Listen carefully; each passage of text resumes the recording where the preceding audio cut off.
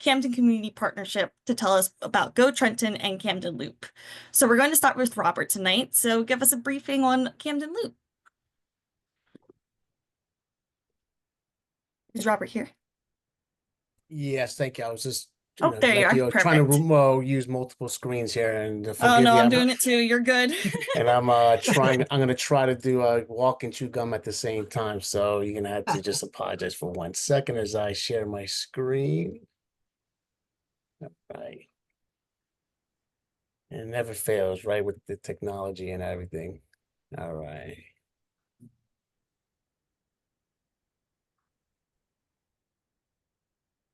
All Folks right. can see See that. ya. All right. Yep. So I'm using this new Canva that the younger folks in my office are teaching me how to use. So all right. All right. Well, just thank you again, Tori. As I was saying, my name is Robert Corrales, and I'm a vice president for Camden Community Partnership. I just want to thank Tri-County Sustainability for this opportunity to highlight one of our successful initiatives, the Camden Loop. There we go. For many residents in Camden, the Camden Loop is more than a transit service, it's a lifeline. To give you a brief history, the Camden Loop was launched back in 2023 by CCP to address barriers identified through a community survey report.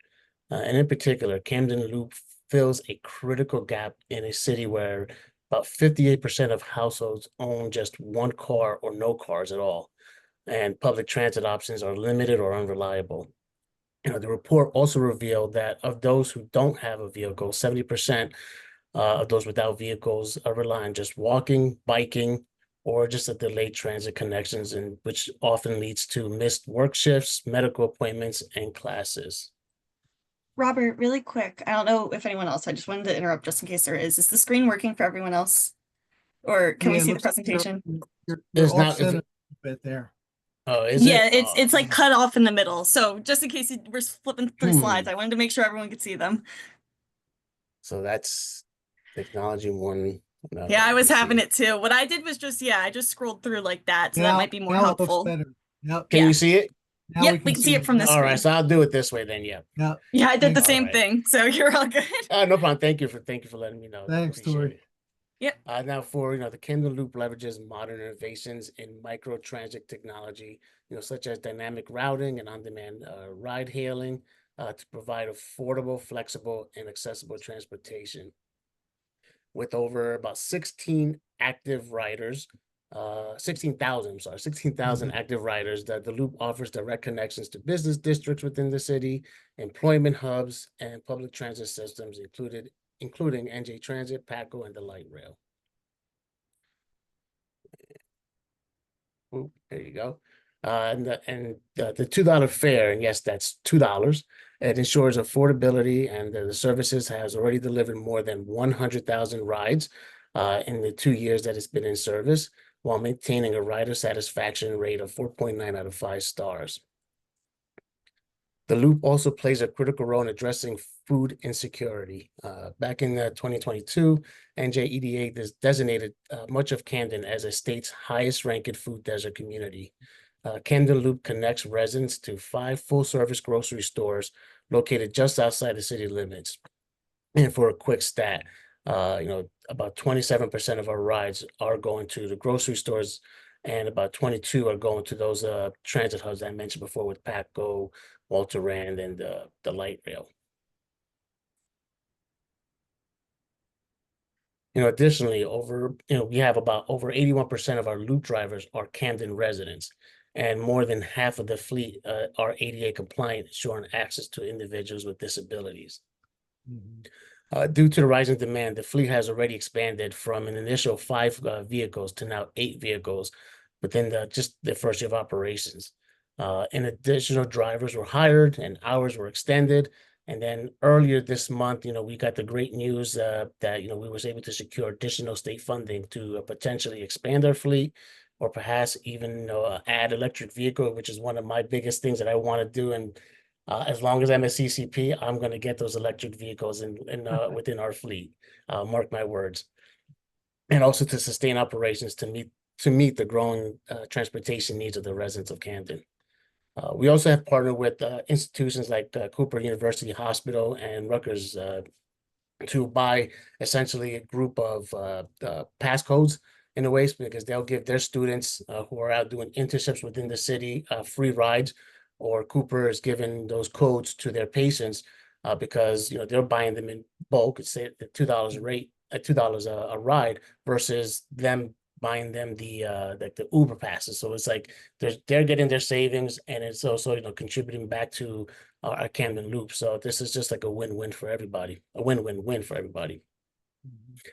And also what we also do is, because since CCP, we hold a lot of community events and they're across the city. So what we also do is we offer free rides to a lot of those events to ensure that Camden residents have that ability to attend them, whether they're going to be at the waterfront or they're in East Camden or down in the South Side.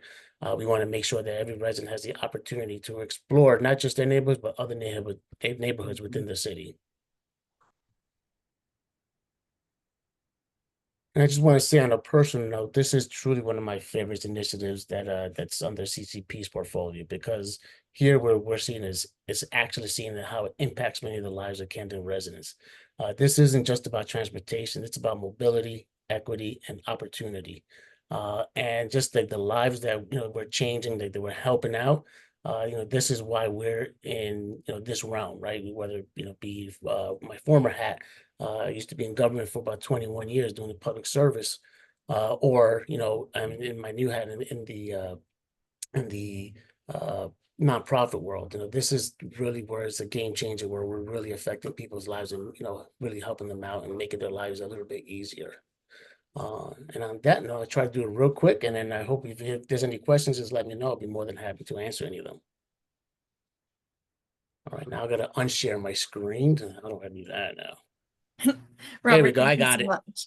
I got it. Thank you so much. That was great. And honest, like I said, it's tying into my initiative. It's great to hear that towns are already doing this action and they have it on the ground and it's available to them. So hearing from another resource, we're going to pivot over to Ben to talk to us about the GOTrenton program. Good evening, everyone. We'll see how my tech does now. How's that looking there to everyone? Let's see. Says you're It's sharing. loading. Come up yet. Okay. Give it a second. Tell me when we're good to go here. Oh, there it goes. All right, Yep, yep. it looks Good good. to go? All right, Yep. nice.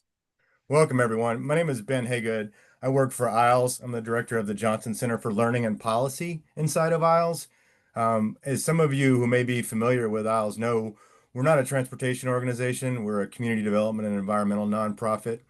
But after several of our different initiatives, whether it was urban agriculture or alternative high school, we realized that transportation was something that we had to solve. Not we had to solve, but we had to find a solution for, I'll say. And so we dug in, and page down is not working. Give me 1 second. It's a good old tech. All right.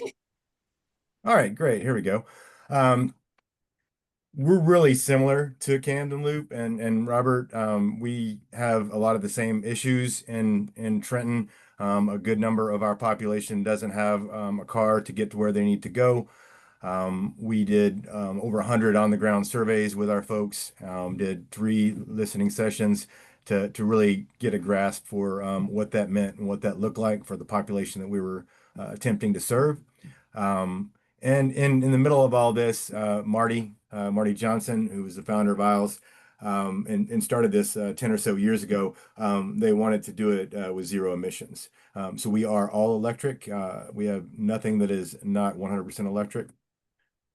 Right now, we're made up of with 5 Kia Niros. They're on the left, 3 Ford E-Transit vans, and then we have a brand new headquarters with some charging equipment I'll discuss in a second, as well as some charging infrastructure that's going up across the city of Trenton. There's currently 14 level 2s being installed at 10 different locations across the city of Trenton that are part of this project, that hopefully will be side by side with some new chargers with some car share services in a few in a year or so.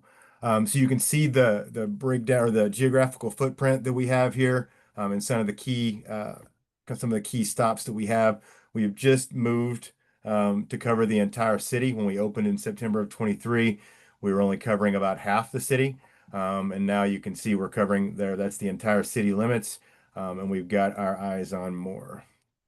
You're going to hail the ride through the app. This is officially a micro transit service, which means on-demand tech-enabled uh, transportation service. I don't think I thought I had a slide in here of my kiosk. So one of the things that we did from the very beginning, it's been something that was my hill to die on, is that everybody has to have access to this service. Right now, we're fare free. We're going to be moving to a fare more than likely this fall, more than likely $2 as well. But right now we're fare free, and we wanted to be able to provide the service and provide access to folks that might be unbanked or not have a phone. A lot of times folks don't realize that while it may seem like that a lot of times everyone has the ability to have access to a smartphone or even a regular phone or the internet. For a lot of populations, that's just not a consistent everyday thing. And so if they don't have access to the internet and Wi-Fi and just the ability to hail that ride, we wanted to make sure anybody could. So we've got kiosks set up at now 4 of our different locations that allow folks to hail a ride through the kiosk. We actually have a customer service line as well, but I'll hit on that in a second. This is just some of the data for any of the data wonks out there. You can see some of the numbers. And one of the reasons that wait time was getting high there at the end was really demand. Our demand is really outstrapped our supply 2 or 3 times over. So these are a few of the things that we just took care of in spring to kind of step it up a little. We expanded our coverage area. Like I said, we were at half the city. Now we're at the entire city.